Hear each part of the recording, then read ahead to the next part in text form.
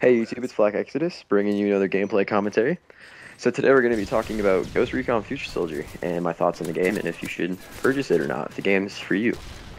The game came out last Tuesday, I believe, the 22nd, and I didn't pick it up right away. I picked it up this last Friday, and I played it all night with Upend, and we had a great time on it, and I really got time to, after I played a couple hours of it, I kind of started to understand essentially what the game's core purpose was, how the gameplay intertwines with the tactics and stuff we use, and essentially what to do. At first, it was really confusing because you're used to picking up a new game that's just like Call of Duty or like Battlefield, same kind of game modes, all that kind of stuff. Well, Ghost Recon wasn't like that. Ghost Recon Future Soldier actually kind of submits you into a gameplay experience unlike any game that's really came out since Call of Duty 4, which for most of you that know, that kind of changed how gaming is today on the next gen consoles with the perks and the customability and all that kind of stuff. But with Ghost Recon Future Soldier, like Gunsmith, for example, is a feature in there in the multiplayer that allows you to actually customize your weapon down to the very parts. Me being a very realistic kind of military kind of guy, I looked at it and I was like, wow, this is really cool. You can actually look at your gun from every angle. You can look through the scope and stuff, like not actually aiming down it, but like you can kind of see it, and just you can view your weapon from all different like angles. You can turn it upside down to see it, and then you can actually take it apart and change every different part. You can change the triggers out for like semi-automatic fire or keep it for fully automatic fire. You can change the barrels out for like suppressors and stuff. You can change the gas mechanisms for like, let's say you're more that guy that's always trying to move fast and light, so you're a maneuverability kind of guy. Well, you can actually change your barrel out or your gas system towards your maneuverability kind of style. So the gunsmith actually enables you to actually customize your weapon down to paints that are very realistic. They have everything from Marine Marpat to Army ACU to camos that are around the world, like the Navy's camos, Australian, I think's in there, British, all that kind of stuff. It's very realistic, and it's customizable for both factions. So you have Russians and Ghosts, which are the U.S. Army Special Forces. Gunsmith's a really cool feature that really adds to the in-depth tactical implementation from Flak, being able to just kind of customize the weapon for you and your branch and your role in the team. I found that pretty interesting.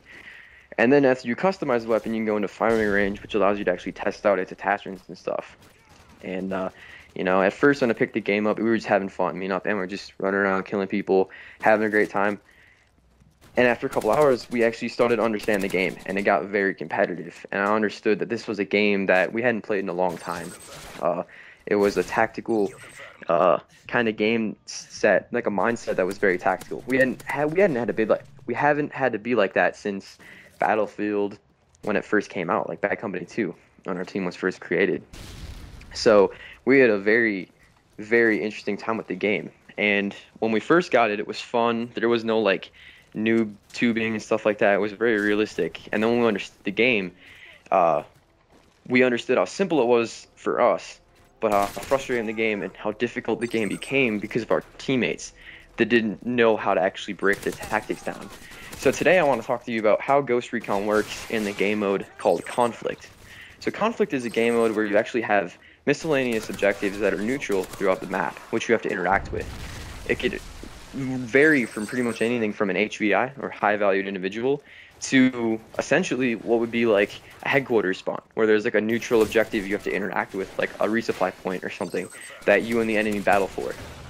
You get to that point and you interact with it, and typically what adds to the intensity of the gameplay is the ability to actually interact with this in open environments or buildings that have commonly like two ways of getting shot from, a select staircase on one side and the other side that kind of can target you to crossfire.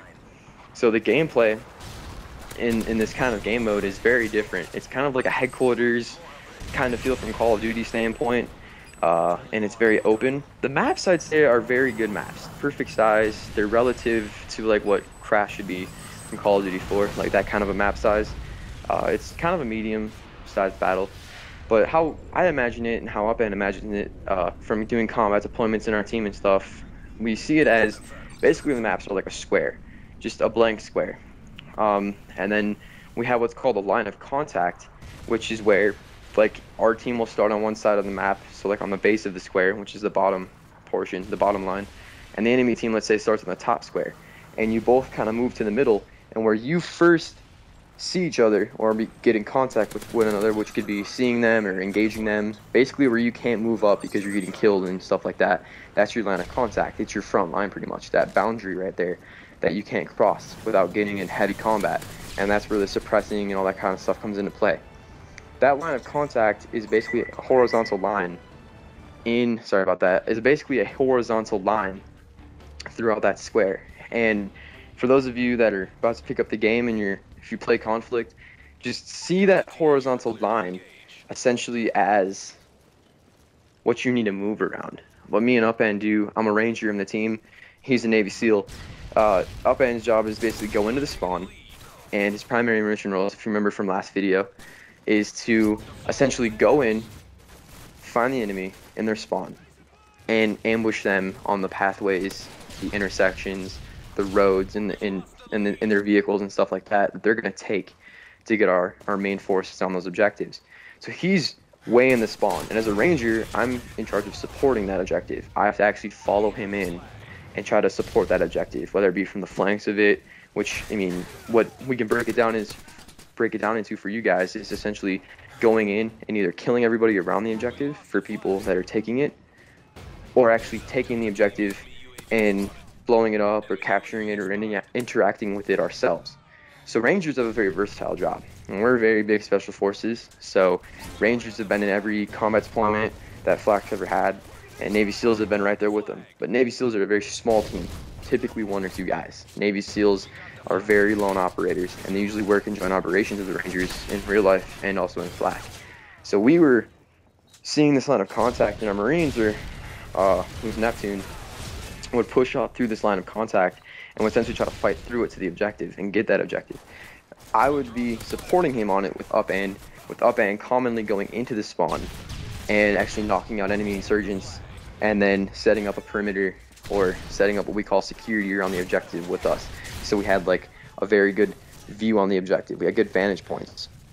So that's how, if you're playing Ghost Recon, you kind of want to work around the line of contact. So when you first start the game and you realize where the enemy is and you realize where their kill zones are, where they're going to try and kill or capture you, you need to actually maneuver around that, try to flank in, try to kill everybody, but don't be that teammate that just stands around and just sits there and is afraid to die or is afraid to move, because in this game you have a time limit to get those objectives.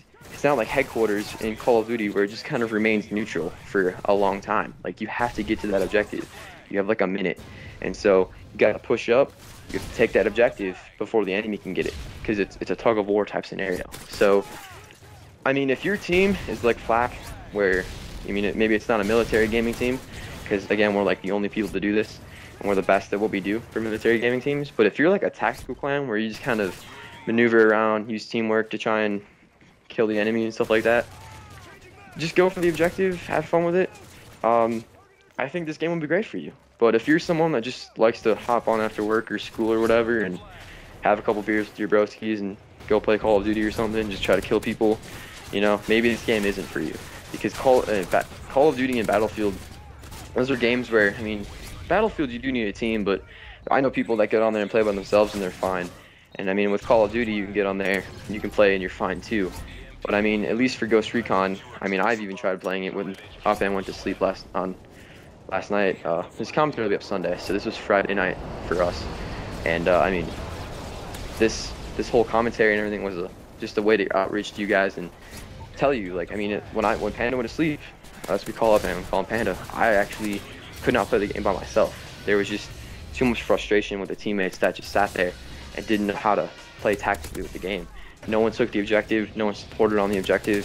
So, lesson for today, guys, in this video, if you pick up game Ghost Recon or something like that, or if you're even playing Battlefield or Call of Duty, support your teammates, whether you don't know them or not. Like, if they're trying to plant a bomb, or if they're trying to work with the objective, support them, cover them, throw smoke on them, something like that. That'd be a great idea. So, it just helps the team out, helps you get a better score, helps them get a good score, and overall just helps build the community with, you know, good character and good moral code.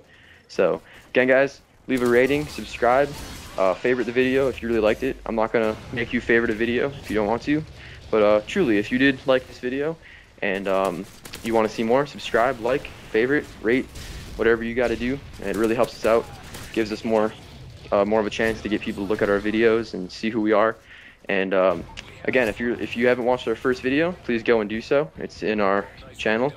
Go do that if you want to and find out who we are as a team. And if you're interested in joining Flak, or if you need advice on starting your own team like this, feel free to contact the people down in the description. I'm Flak Exodus, and the person responsible, and I think, for recording this gameplay is Flak Upend. So thanks for watching, guys, and we'll see you next time.